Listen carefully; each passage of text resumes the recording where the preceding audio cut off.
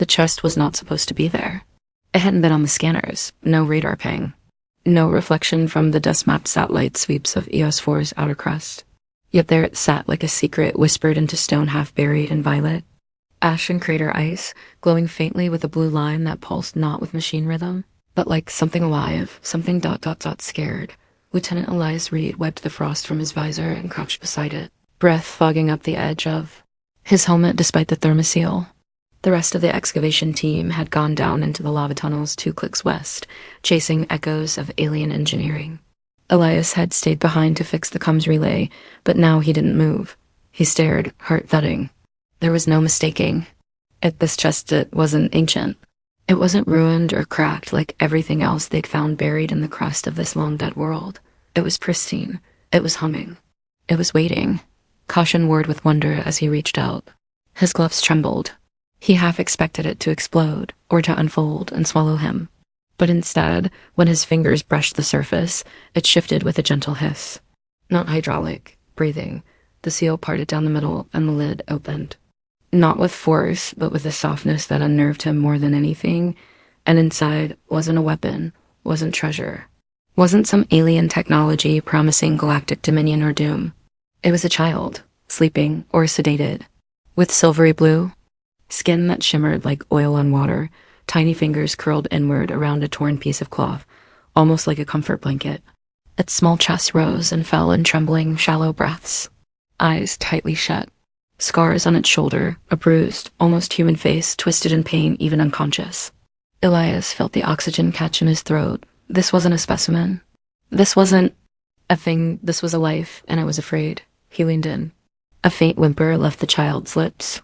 Not in his language, but in a tone too universal to miss loneliness, fear, abandonment. He wanted to call the others, but something told him not to. This wasn't for the team. This wasn't for research logs or alien contact protocol. This was something else. Something old and sacred. The way the child clutched the cloth. The way. The chest had shielded it. He knew what he was looking at before the realization fully formed. Someone had hidden this child. Someone had buried them alive, for protection. Or punishment. He scanned for vitals. Weak. Fading. The oxygen levels inside the pod were dropping, and fast. Whatever energy had been keeping the environment stable was dying. The child would too, in minutes. His cum crackled with static. Someone was calling from the tunnels. He ignored it. Instead, he reached down, heart pounding like a war drum. He hesitated, then gathered the small body into his arms. So light, too light. He wrapped it in his thermal cloak, praying that skin-to-skin proximity would do something, anything. The child shivered once, then went limp again. But Elias felt a pulse flutter faintly against his chest. Snow began to fall again outside the crater, like the world was holding its breath. He stood there in the silence, holding a mystery that had a face and a name he did not yet know. The stars above blinked through the ash-choked clouds. Somewhere deep inside, Elias felt a shift, not in gravity, not in logic, not in loyalty. The mission had just changed. He wasn't here for ruins anymore. He was here for this child. For whatever story had been locked inside that impossible chest, left beating and broken in the grave of a forgotten empire. He walked slowly, carefully toward the rover, every step deliberate, every motion like carrying hope itself across the edge of extinction. The cold bit at his fingers, but he barely noticed. The child stirred once, barely audible, and clutched his jacket tighter with tiny, trembling fingers. Elias whispered, not even knowing why, "It's okay. I've got you." Maybe it was instinct. Maybe it was madness. Or maybe it was something deeper, a kind of human madness that cared, even when it shouldn't, even when it didn't make sense. And far beneath them, in the deepest dark of EOS-4, something ancient woke up. Asterisk, the rover trembled beneath Elias as it pushed across the uneven terrain, cutting through the growing storm like a stubborn whisper in the wind. He had overridden the mission AI, silenced the alerts from base camp, and set the autopilot for the nearest field station 3 kilometers away. The child, he still hadn't called it anything else, lay wrapped tightly in his thermal cloak, nestled in the co-pilot's seat like a fragile memory trying to fade. Elias drove with one hand on the controls, the other never leaving the small, trembling form beside him. Every few minutes, he checked the portable scanner strapped to the dashboard. Heartbeat erratic, oxygen saturation too low, metabolic rate inconsistent. Still alive, but only just. He could have turned back. Should have by every protocol drilled into him. There was a reason humans weren't allowed to bring alien species into confined research spaces without proper containment. But every time, Elias looked at the child's face, at the bruised temples, the dried tear tracks staining its color-shifting skin, he felt something in him crack, something ancient and nameless. It reminded him of the Earth stories, the myths told by firelight long before rockets ever touched the stars, of lost children in the woods, of exiled royalty hidden in baskets in rivers, of chosen ones buried until the time was right. But this child wasn't chosen. This child had been thrown away. When the rover finally hissed to a stop outside the old field station dome, Elias didn't wait for the pressure to stabilize. He slammed the hatch open and rushed through the airlock, alarms blaring as he bypassed. The sterilization cycle. The station AI snapped on, voice sharp and clinical. Unidentified biological entity detected. Quarantine required. Elias ignored it, laying the child down on the infirmary bed with a care that bordered on reverence. The scanners hummed to life automatically, feeding streams of data across the wall screens, heart rate falling, organ stress accelerating, internal injuries, malnutrition, exposure. He moved fast, grabbing medical packs, adjusting oxygen flow, overriding AI suggestions with old-school instinct. He wasn't a doctor, not really. But deep in the bones of every field commander was the training to save lives, human or not. He pressed a stimulant patch to the child's neck, warmed a saline bag with his own body heat while the heater spun. Up, removed the cloak and placed thermal mesh under the fragile limbs. The child coughed once, a sharp, wheezing sound that brought Elias to his knees beside the cot. He held the child's hand gently. "You're safe now," he whispered, though he wasn't sure that was true. "I'm not going to let anything happen to you." And for a moment, just a flicker, the child opened its eyes. They weren't. Like human eyes, they held no whites, no pupils. They shimmered like a nebula trapped in water, swirling with stars and sadness. Elias froze, breath-catching. The child didn't speak, but a hum filled the air, resonating deep in his chest. Like a note only hearts could hear. The child reached out, fingers brushing the side of his neck. It wasn't a violent motion. It was dot-dot recognition. And then the light behind those eyes faded again, and the child sank back into unconsciousness. Elias stayed there a long time, kneeling beside the cot, hands still wrapped around those fingers. His communicator kept chiming messages. From command, from his team, from the orbital station demanding explanations. He silenced them all. The world outside would not understand. They'd see an anomaly, a contamination risk, a violation of first contact protocols, but he had seen something else. Not just a life, but a cry for help. A child that should have died 1,000 years ago, buried in a metal coffin in the dirt of a ruined moon. Waiting for anyone to care, he began recording a private log. His voice was calm but rough around the edges, like gravel cracking under the weight of emotion. Day 1. Retrieved unknown alien juvenile from containment pod buried in quadrant E9. Life signs critical but stabilizing. No hostile behavior. Subject appears sentient, terrified, possibly abandoned. No identification tags, no translation implant. Communicates emotionally. If command receives this log, he paused, glancing at the child. I'm not sending this for orders. I'm sending it for the record. Because if no one else remembers what we found here, I will. Outside, the storm raged harder, wind screaming against the dome. Inside, Elias sat beside the cot, eyes burning with fatigue, but unwilling to leave. He had faced soldiers, void beasts, and vacuum collapses. But nothing had ever shaken him like this, a small, broken thing that had him even ask for help, just hope for it. And somehow, that hope had found him. The hours crawled by like wounded beasts. Inside the dome, Elias barely slept. His body half-slumped against the infirmary cot, while his mind remained caught in the gentle terror of not knowing. He monitored every breath, every twitch of the child's fingers, every beep of the machines. And in that hush between heartbeats and hollow winds, a strange connection began to thread itself between them, not built on words. Not even built on species, but forged through silence, through need, through the shared understanding of those left behind by the world. The child stirred often, fitful and fevered, speaking in sounds that weren't language but rhythm. Sometimes a soft moan, like a dream breaking. Other times, a cry so sharp and lonely it made Elias grit his teeth just to endure it. He never left the bedside. He sang earth lullabies, old songs his mother had sung when he was too sick to sleep. They didn't mean anything here, but the Tone did, and something in the child's trembling eyelids responded. Every time he held its hand, the readings calmed, just a little. Every time he whispered, "You're not alone," the tension in its shoulders loosened. In the second night cycle, the fever broke. The color returned, still faint, to the child's skin. And when it opened its eyes again, it didn't just look, it saw. Its gaze locked onto Elias like recognition passed through a soul.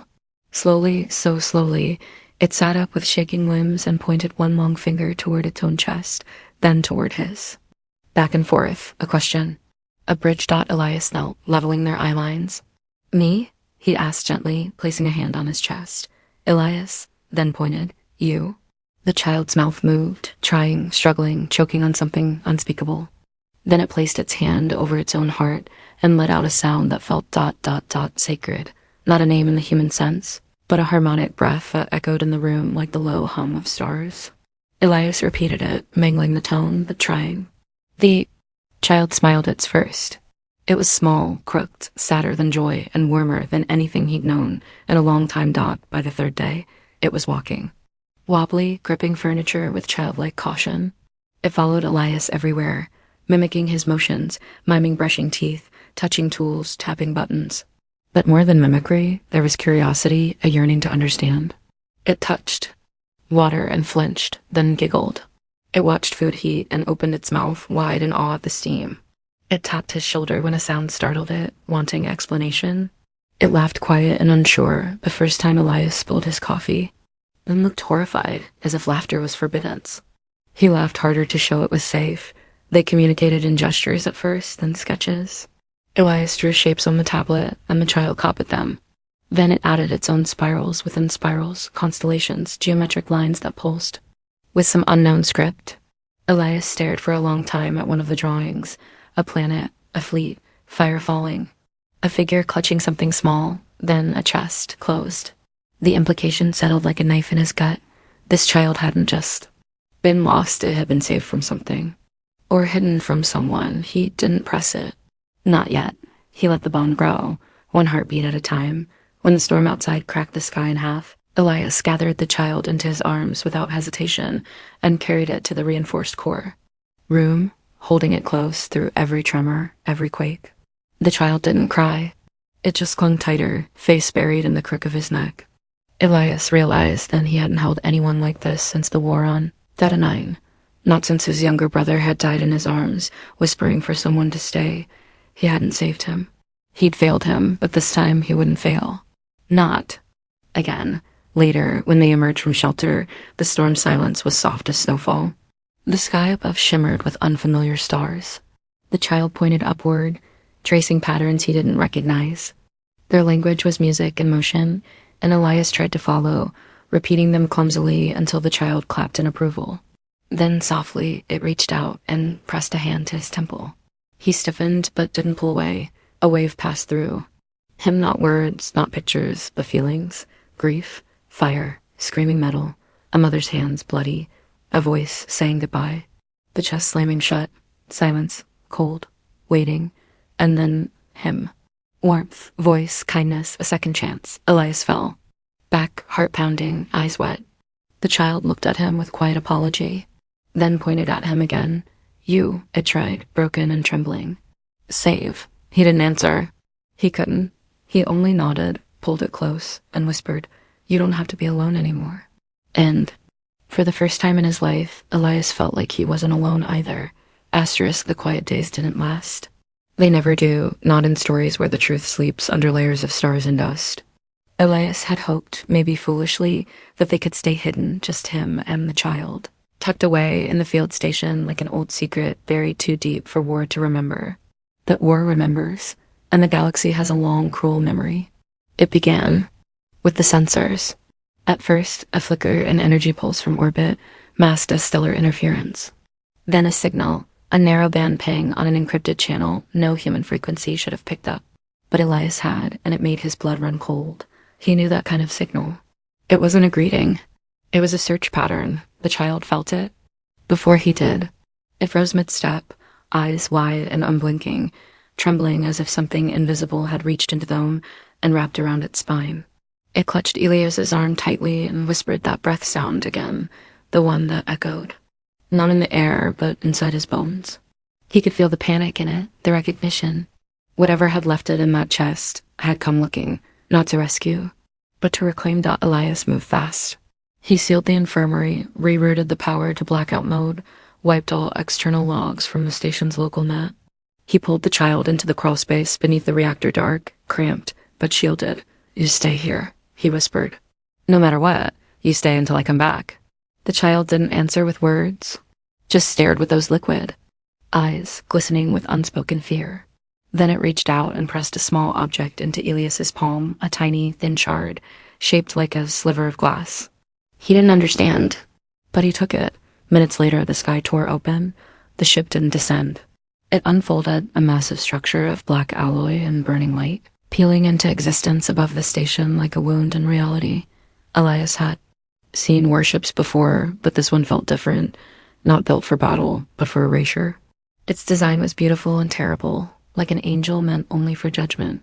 No insignia, no beacon, just a silence so deep it drowned all sound beneath. And then the voice came not over the comms, not through any known channel, but directly into the base's sound system, hijacking every speaker at once. Smooth, perfect, inhuman. "Return the Royal unit. This is your only mercy." Royal. Elias staggered. The pieces clicked into place. The child wasn't just a refugee. It was royalty. Abandoned or hidden, not because it was unimportant, but because it was too important. Someone had risked everything to keep it from whatever force now loomed above. He activated the station shields. Low power, just enough to scramble scans. "I don't have what you're looking for," he said aloud, knowing the ship could hear. "You're in violation of human exploration space. Leave." It was a bluff. Everyone knew humans didn't really own space, not out here. But it bought time. "You lie." The voice replied, calm, almost amused. "The bond has imprinted. You carry the trace. The child has chosen you. A mistake that will be corrected." Elias's skin prickled. He looked at the glass shard the child had given him. It shimmered faintly, and as he turned it in his fingers, it activated a holographic memory, burst open in the air like a wound of light. He saw a palace. Not of stone, but of crystal and gravity, tall figures in cloaks of starlight. The child, younger, laughing in a courtyard. Then fire, screams, a betrayal. Soldiers dragging noble forms down marble stairs. A woman taller, similar features to the child fighting with a glowing blade, then locking the child in the chest, tears streaming down her face. "Hide," she'd whispered in the tongue of stars. "They will kill you for what you are." The last image was of a symbol, a spiral within a sunburst, burned into a wall. Then darkness. Elias staggered back. The child hadn't been abandoned. It had been protected, and whoever was in that ship now, they had destroyed the child's family. They weren't rescuers.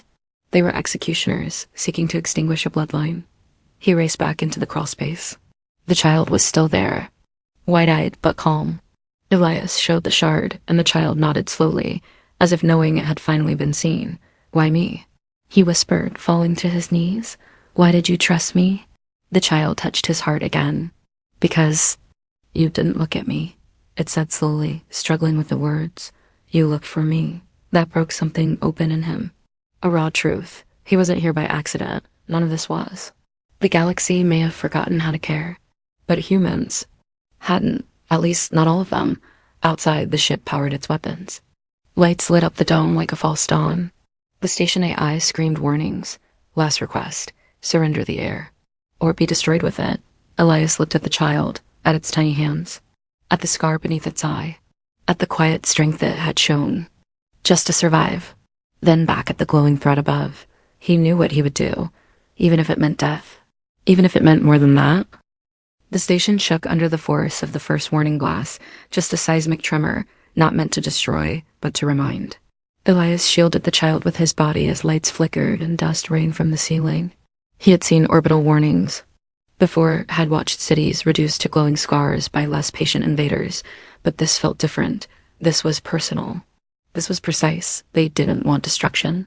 They wanted him to decide the child's fate, to become the executioner, by handover. They wanted obedience dressed as mercy. The child clung to him in the dark, silent but unshaken, as if it had already faced this kind of fear too many times to be paralyzed by it again. Elias took a breath that felt like broken glass and rose. He guided the child to a secure core tunnel, the last place shielded from direct scan. "Stay here," he whispered again, his voice hoarse. "This time, I'm not saying it as a soldier, I'm saying it as a promise." He bolted the hatch shut before the child could argue. It watched him through the viewport, not crying, not begging, just watching with a kind of sacred trust that twisted in his gut like guilt. Trust is a fragile, godlike thing, and Elias knew that if he failed now, he wouldn't just die. He would break that ancient thread that had bound two hearts across galaxies. He rushed to the comms, activating the long-range distress beacon. Earth wouldn't receive it for days, far too late to help, but someone might. Traders, smugglers, pirates, anyone. "This is Lieutenant Elias Reed," he began, his voice cracking under the weight of adrenaline. "I am under siege on EOS 4 by an unknown vessel, no ID, no diplomatic protocol.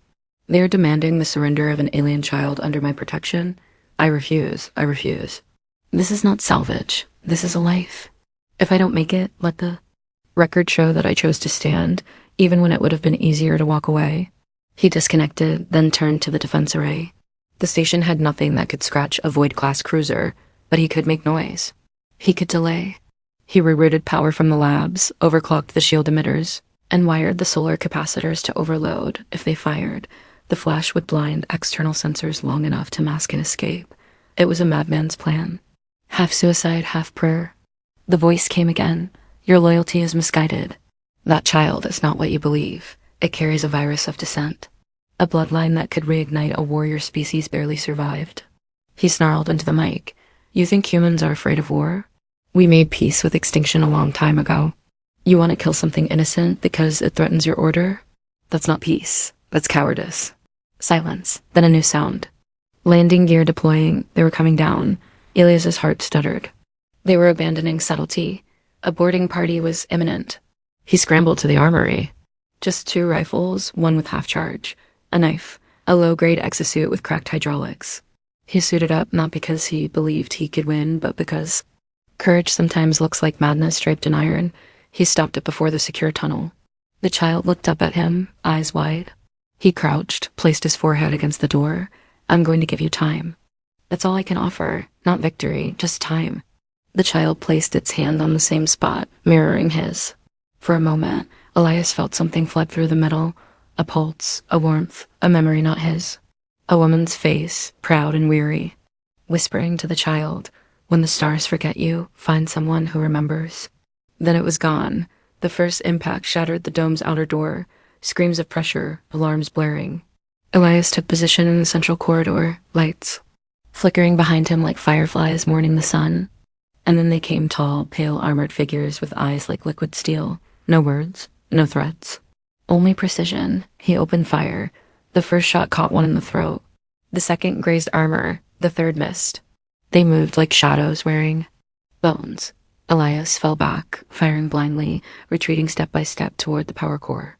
He knew the layout better than they did. He knew where the dead walls met the heat mains. He led them through the tight corridors, then hit the breaker, flooding the hall with steam. A trap. A small one. But one fell. Another slowed. That was time. Bought with blood. Elias retreated to the last defense node, slamming shut the final blast door. His leg was hit, burnt, and seared. But he grinned through the pain. "You're not getting through." He gasped into the room. Not in time. And in the shadows of the power core, behind a maintenance duct, the child watched. Not in fear, but in sorrow. It placed its hand on a control panel it had seen Elias use, studied it, then began to move. Deliberate, focused. Elias didn't see, but the child had made its own decision too, because love, once accepted, does not sit quietly in the dark. Asterisk pain spread through Elias like fire made of ice, his leg buckling as he fell behind the last barricade, blood seeping through the rent-in. His suit, his vision blurred. The air was thick with steam, smoke, and the low mechanical growl of his own heartbeat screaming in his ears.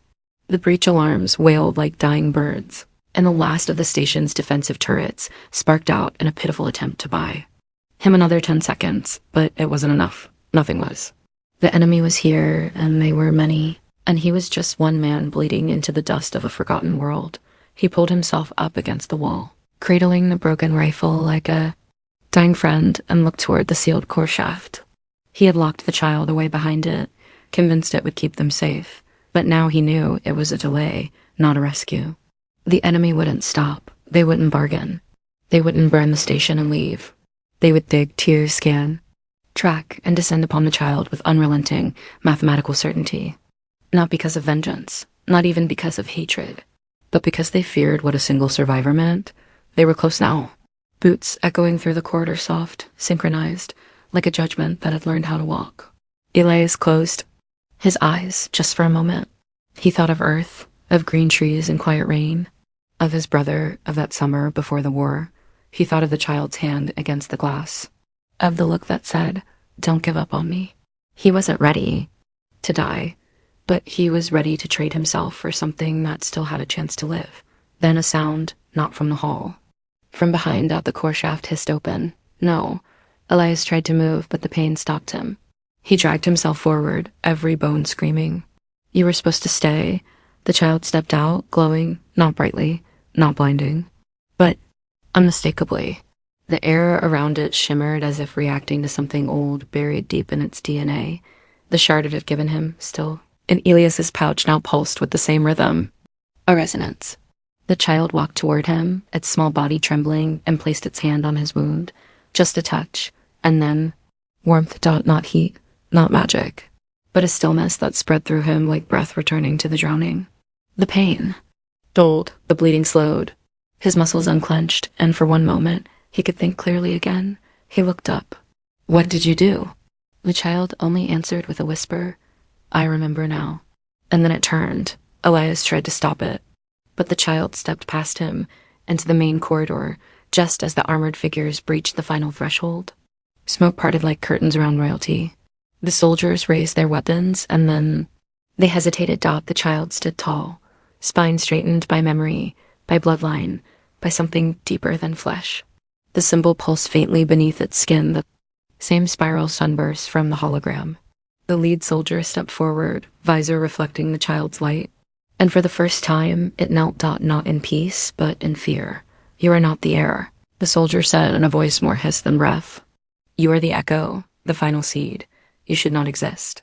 The child's voice was quiet, but unshaken. "I do." And with that, it lifted one hand and light blossomed from its palm, not as a weapon, not to destroy, but a memory forced into the minds of every enemy in the room. Elias watched them stagger as the vision spilled over, the fall of the palace, the screams, the betrayal from within, the silencing of truth.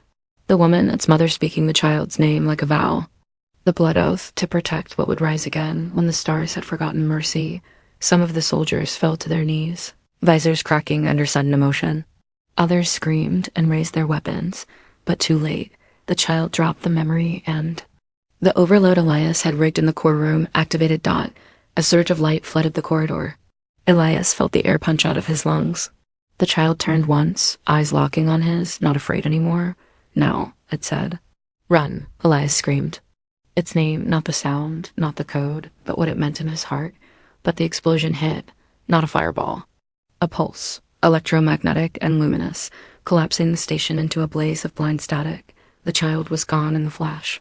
The soldiers with it. Elias woke hours later in the ash, dragged clear of the wreckage by automated med drones called, by a failsafe he hadn't even remembered activating. The sky above was clearer now. The ship that had hunted them was gone. Silent, destroyed or fleeing, he didn't know. But the child was gone. Only the shard remained, glowing faintly in his palm. Etched now with a new line, one he hadn't seen before. "I lived because you saw me. You lived because I remembered you." And Elias, broken, burned, and shaking, whispered through dry lips, "I'll never forget." Elias never returned to Earth, not because he was forbidden, not because command branded him rogue, though they surely did, but because something in him had changed, reached down into his marrow, and rewired the map of his soul. HFY became more than a failed dig site, more than a bloodstained ruin. It became sacred ground, a scar that sang. He stayed behind in the husk of the old field station, rebuilding piece by piece, breathing life back into shattered walls with calloused hands and relentless resolve. Not to forget, but to remember. To honor. He never found the child's body, not ashes, not bones, not even traces of heat residue where it had last stood. The drones had swept the wreckage, and there had been no DNA, no blood, no signature left behind. Some might have called it obliteration, erasure, But Elias refused to believe that. Deep down, he knew the child hadn't died in that pulse. It had become something else, escaped, transformed, transcended. The way old stars explode not into darkness, but into light so fierce it gives birth to new galaxies. He built a monument in the crater simple, unadorned, but carved by his own hand. A spiral inside a sunburst, etched in the core stone of the moon, its grooves filled with gold wire he melted down from his old service medallion. Below it, he etched words in both Terran Standard and the alien markings the child had once drawn. In the dust, here stood one who remembered, and one who chose to be remembered. Years passed like water dripping into a still well. Elias grew older, his beard grayer, his limp heavier from the wound that never fully healed, but he remained. Not because he was waiting for a miracle, but because he had become one anchor. For a story the galaxy might otherwise have buried beneath protocol and silence, pilgrims came. At first, secretively, smugglers, mercenaries, fringe explorers who'd heard whispers about the man who faced down a warship for a single child. They asked questions. He gave only one answer. The strongest thing I ever saw wasn't firepower. It was a child's decision to trust. Later, scholars came. Then journalists, even emissaries from the Galactic Accord.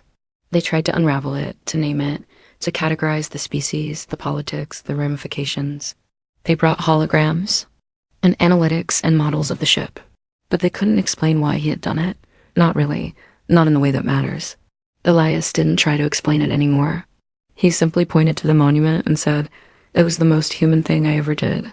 Sometimes he would sit there alone at night, staring up at the stars. And once, just once, he saw it, a flare across the sky, too slow for a comet too. Graceful for a ship. A light made of music and memory, curling like a ribbon across the void. For the briefest moment, he felt it not in his eyes, but in his chest. A pulse, a hand on his heart. A whisper that wasn't sound, but sensation. I'm still here. And the tears that came then were not from grief. They were from joy, the rare kind, the holy kind, that only comes when you've given everything and been given something back you. Never expected, not a reward, but a reason. Elias died many years later, in his sleep beneath the stars of EOS-4, his hands folded across his chest, still holding the shard the child had once given him. And in that final sleep, they say he smiled. The station became a shrine. The story became legend. And in the hearts of every traveler who walks that crater and reads those ancient words etched in stone, something stirs, a small, quiet truth that echoes louder than all the machines of war. Humanity's strength is not that we conquer. It is that we remember. It is that we choose to care.